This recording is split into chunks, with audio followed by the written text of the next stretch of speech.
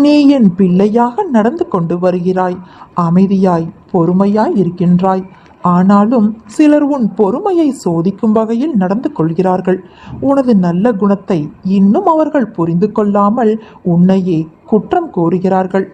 ஆனால் நீ கவலைப்படாதே, உண்மைதான் வெல்லும். அந்த உண்மையான பிள்ளையாக நீதான் இருக்கிறாய்.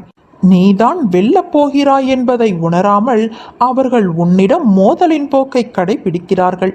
ஆனால் நான் உன் பக்கம்தான் இருக்கிறேன். பொறுமையை தொடர்ந்தால் உனக்கான பரிசு ஒன்று வந்து சேரும். என் பிள்ளையாக நீ தொடர்வாய்.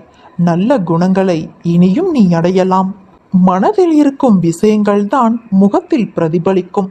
இன்று உன் முகத்தை பார்க்கையில் உன் மனதில் உன் கனவுகள் ஈடேறுவதைக் கண்டு நீ மகிழ்ச்சி அடைகிறதை பார்க்க முடிகிறது. உன் மனதில் என்ன சிந்தனைகள் இருந்தாலும் அவற்றை என்னிடத்தில் ஒப்படைத்துவிட்டு